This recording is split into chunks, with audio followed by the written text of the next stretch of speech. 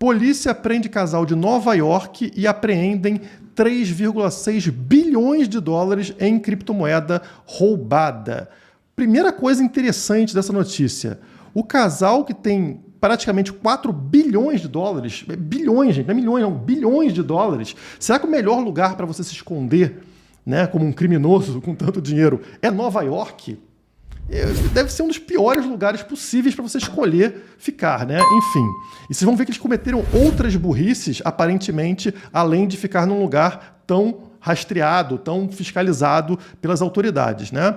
A vice-procuradora-geral dos Estados Unidos chamou de a maior apreensão financeira do departamento de todos os tempos. Realmente é um valor absurdo, né? Gigantesco. Na época do roubo, na época que isso aconteceu lá em 2016, dentro da Bitfinex, esse valor não era esse, né? O Bitcoin valia menos e tinha sido algo em torno de 70 milhões de dólares, 70 milhões de dólares. Só que com a extrema valorização do Bitcoin de lá para cá, esse valor subiu para 3,6 bilhões. Na verdade, um pouco mais, né? Mas só resgataram 3,6 bilhões. Então vamos ler aqui um pouquinho sobre a notícia. Olha só. Um casal de Nova York foi preso e acusado de conspirar para lavar 4,5 bilhões em fundos de criptomoedas roubados.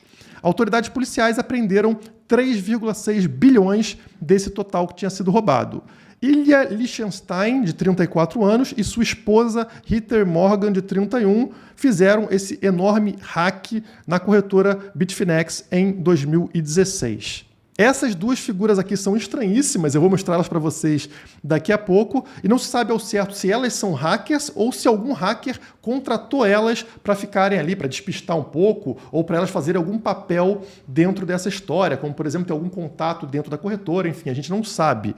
Só que o que pega aqui, né, o que é estranho para muitas pessoas é como que as autoridades, como que a polícia conseguiu prendê-las? Se o Bitcoin tem privacidade, né, tem certo anonimato, como é que chegaram no nome delas? Já que o que a mídia vende é que o Bitcoin é uma ferramenta para criminosos, para lavagem de dinheiro, para diversos crimes. Então, se o Bitcoin é essa ferramenta maravilhosa para crimes, como prenderam essas duas pessoas? E a própria matéria fala isso aqui no final, né? Pegando aqui o comentário de um cofundador de uma empresa de análise de criptomoedas. Ele fala o seguinte: isso mostra que, mesmo quando técnicas sofisticadas de lavagem de dinheiro são usadas, os registros de blockchain geralmente permitem que as autoridades vinculem atividades criminosas a indivíduos. Isso aqui é muito importante de se entender.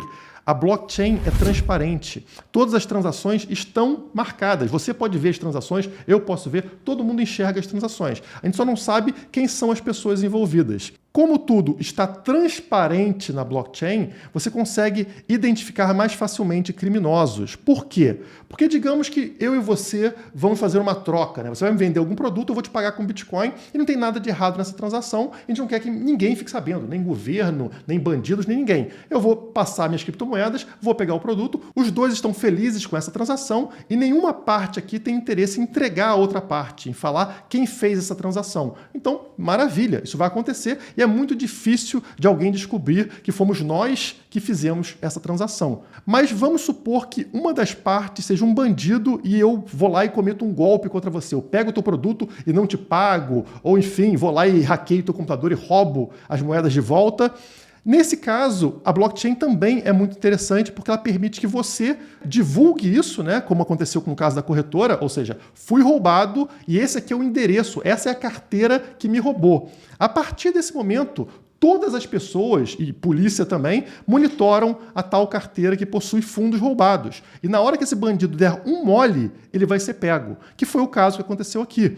Porque enquanto elas estavam fazendo pequenas transações, 50 dólares, 100 dólares, botando, por exemplo, em gift card, né? Vai na Amazon, compra um gift card de 50 dólares sem colocar nenhuma informação pessoal. Não tem como a polícia pegar. No momento onde elas quiseram fazer uma transação de valor maior, que não dá para fazer com gift card em pequenos valores, elas acabam se entregando, acabam dando algum mole. No caso aqui, se não me engano, foi o endereço de e-mail, né? Um Gmail pessoal que estava linkado a uma conta do Google Drive, onde existia ali a chave privada e a polícia conseguiu chegar e acessar a carteira de criptomoedas. Esse é o outro ponto estranho dessa história. Como alguém capaz de roubar 4 bilhões de dólares, né, uma pessoa que tem uma capacidade técnica, né, um hacker tão evoluído, vai deixar a chave privada na nuvem, num local que outras pessoas podem acessar, como aconteceu, né? Pô, é um valor muito alto, não deveria estar fora da rede, não deveria estar numa carteira fria, num pendrive ali, fora da rede, fora da internet. Estranha essa história realmente, mas enfim, essa é a história que foi passada pela polícia. Mas o que importa aqui é que, ao contrário do que a mídia vende, o pior lugar para criminosos é dentro das criptomoedas, é dentro do Bitcoin, justamente devido a essa transparência da rede blockchain. Todas as transações estão ali e podem ser monitoradas. E é bem possível que os criminosos sejam pegos. Aqui está um exemplo do que acontece. A partir do dia 31 de janeiro desse ano, algumas movimentações ocorreram nessa carteira que foi fruto do roubo, do hack da Bitfinex em 2016. Então movimentaram 2.000 bitcoins, depois 10.000 bitcoins, depois 10.000 bitcoins, depois 10.000 bitcoins. Está aqui no Whale Alert, que vocês podem seguir lá no Twitter, Então todo mundo sabia que a carteira estava movimentando. É disso que eu estou falando, a transparência da blockchain. E esse é o processo que acontece. Então você tem a vítima, que no caso foi a corretora Bitfinex, e o dinheiro das pessoas que estavam na corretora, 119.754 bitcoins. A partir dali foram enviados para essa carteira aqui, um CG-A4S, e dessa carteira começaram a migrar para várias outras contas, ligadas as mesmas criminosas. Então tem 7 contas aqui no caso, e dessas contas elas começaram a comprar, como eu falei, gift cards e outras coisas. E é engraçado você imaginar uma pessoa que tem 4 bilhões de dólares e que não consegue utilizar esses bilhões que possui para nada, porque isso acaba sendo rastreável, Então elas usavam aqui pequenos valores. Aqui nós temos exemplos do que elas fizeram, Então elas pegaram algumas coisas no Walmart, na Uber, no Hotel.com e na PlayStation. Tudo isso aceita gift card, aceita compras de pequenos valores sem que você precise se identificar. Então é esse tipo de processo que elas estavam fazendo, mas que não as torna realmente bilionárias. E essa criatura aqui é a tal hacker, É uma das envolvidas, que se acha uma rapper. É horrível o clipe, horrível a música, não vou passar para vocês aqui, mas vocês podem encontrar por aí. É uma pessoa estranha, é uma mista de americana com russa, que se acha rapper. E imaginem, 4 bilhões de dólares na mão dela, E ninguém imaginava que a criminosa seria essa figura aqui, E acabamos descobrindo que ela está envolvida nisso. Agora, o que é que vai acontecer com as vítimas, As pessoas que foram roubadas e também a Bitfinex, que é a corretora que também é vítima dessa história. O que a Bitfinex fez na época foi criar um token chamado LEO, que vocês encontram aí no CoinMarketCap, onde, caso fosse resgatado esse valor, eles queimariam parte do token e aí as pessoas que receberam esse token, ao invés do Bitcoin que foi roubado, teriam uma valorização.